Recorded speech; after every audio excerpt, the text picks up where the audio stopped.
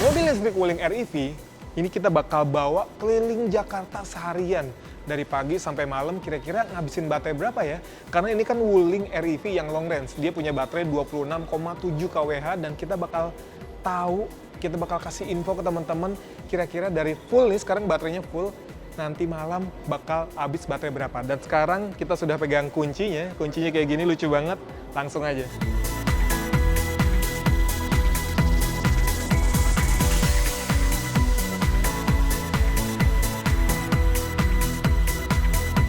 Nah, sebelum jalan kita pengen ngasih info dulu kalau si Wuling REV ini adalah varian yang long range.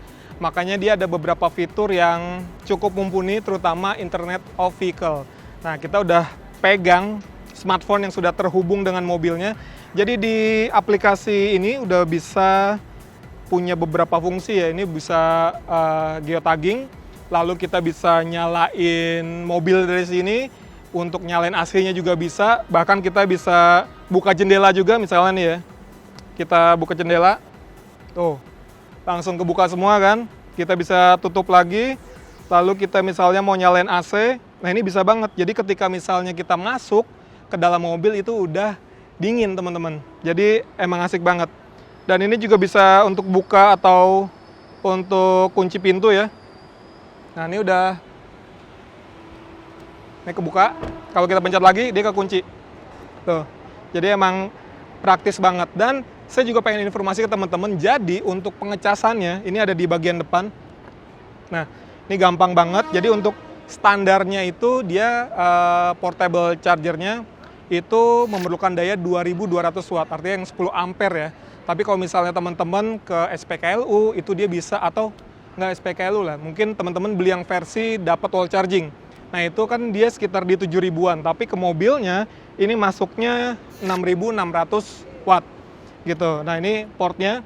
Tapi kalau di sini portnya itu GBT ya, jadi standarisasi di negara Tiongkok. Jadi memang di sana kebanyakan pakai port ini biar sama kan. Tapi kalau di Indonesia, kalau yang AC-nya itu kebanyakan sebetulnya Type 2. Jadi AC chargernya itu Type 2. Tapi ketika pembelian tenang aja, ini dapat juga kok adaptornya dari GBT ke Type 2. Jadi teman-teman bisa menggunakan charger merek lain gitu ya.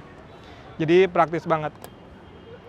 Dan kita pengen ngasih info sedikit. Jadi mobil ini dia menggunakan motor listrik 30 kW dayanya ya, dengan torsi 110 Nm. Dia gerak roda belakang, dan di belakang ini, nah kalau teman-teman lihat, dia motor listriknya masih disambungkan ke gardan. Jadi tetap ada gardan, artinya gardan itu tetap memerlukan pelumas teman-teman. Nah tenang aja, tapi untuk penggantian pelumasnya itu durasinya atau periodenya setiap 20.000 km. Dan gak mahal kok, ini biayanya sekitar 160 ribuan tiap 20.000. Jadi ini tetap ada pelumas ya. Biasanya kan kalau di mobil listrik itu nggak ada penggantian untuk pelumas tuh kalau di merek-merek lain. Tapi karena ini tetap mengandalkan gardan, jadi tetap ada penggantian. Oke, sekarang kita ke dalam nih. Nah, kita bakal cobain tanjakan ya. Biasanya kan banyak yang bilang mobil listrik kuat nanjak gak sih? Banyak yang nanya. Nah, kita akan membuktikan. Ini tanjakannya lumayan terjal. Mungkin kalau mobil listrik kayak gini yang perkotaan bakal jarang nemuin tanjakan yang kayak ke gunung gitu kan. Tapi kalau misalnya lagi ke mall, biasanya kan banyak rem-rem yang agak tinggi ya.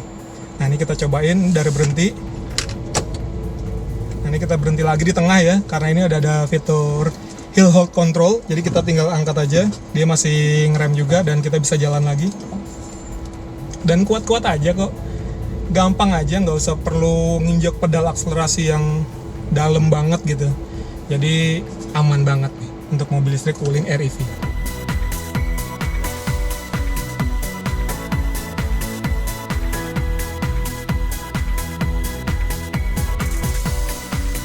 Dan kita baru aja masuk tol ya. Ini membuktikan juga kalau mobil listrik yang mungil kayak gini kuat gak sih kalau di tol. Dan sekarang ini kecepatannya sekitar 70 km per jam, memang belum yang terlalu kencang. Tapi ini bisa dipacu lagi, bahkan untuk kecepatan maksimalnya bisa sampai 110 km per jam teman-teman. Nah ini kita udah kick down.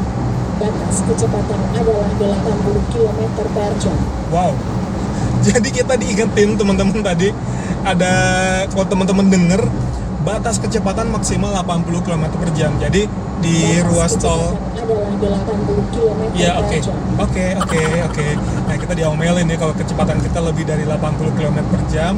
Jadi memang ini udah di set kecepatan maksimal di tolnya 80 km per jam. Jadi ketika misalnya kita berkecepatan atau kecepatannya ini lebih dari 80 km per jam, dia akan ada suaranya. Kecepatan Tuh. adalah 80 km per jam. Oke, siap. Jadi emang unsur safety-nya nggak cuma dari mobilnya, tapi dia juga mengingatkan ke pengemudi supaya kita berjalan tetap dengan kecepatan yang sesuai aturan.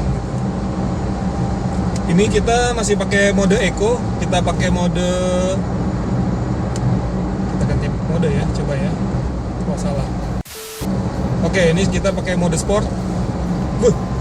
Langsung loh.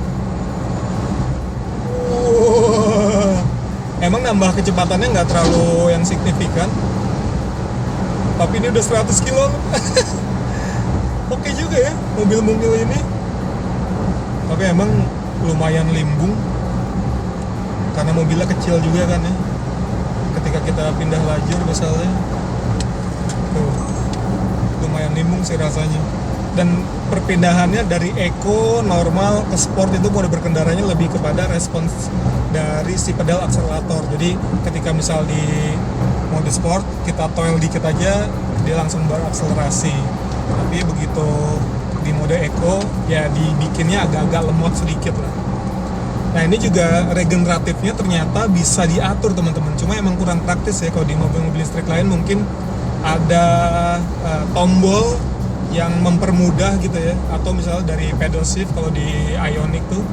Kalau ini dia pakai model yang pencet-pencet di layar head unit. Nah, misalnya ini ada mode kuat, normal, sama lemah.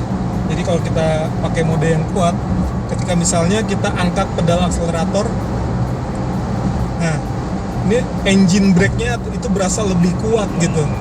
Tapi ya itu tadi, ada daya yang kembali untuk mengisi baterainya kan, itu energi regeneratif, fungsinya salah satunya itu.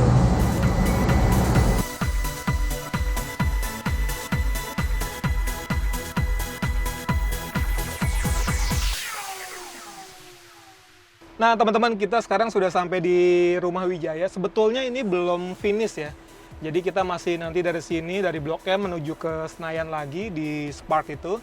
Sekarang trip meter di 62,7 km, artinya tadi seharian kita muter-muter sekitar 60 kilo, dan baterainya sekarang sisa di 69%. Artinya kalau misalnya dari rumah teman-teman ke tempat aktivitas 30 kilo, artinya pulang pergi kan cuma 60 kilo. Dan ini masih sisa banyak banget sih baterainya, artinya masih aman banget. Dan ketika misalnya kita sudah sampai rumah, kita tinggal colokin lagi, kita tinggal tidur, besok pagi udah penuh lagi, jadi bisa jalan ke kantor lagi atau ke tempat aktivitas. Dan menurut saya tadi sudah beberapa kali nyobain di beberapa mode ya.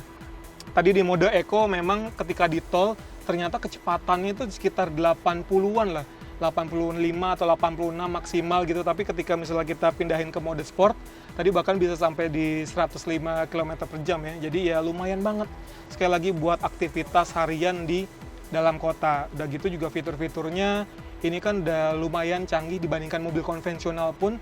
Dia sudah ada WIN tadi, Wuling Indonesian Common, lalu udah ada Internet of Vehicle, bisa pengaturannya lewat smartphone ya, jadi dimudahkan banget. Dan sekali lagi, ini buat harian itu rekomen banget, terutama untuk penggunaan komuter. Oke teman-teman, terima kasih sudah nonton video ini. Jangan lupa juga nih buat nontonin video-video lain di Electric Mobility. Jangan lupa juga buat follow Instagram saya di @ariesaditya. Terima kasih.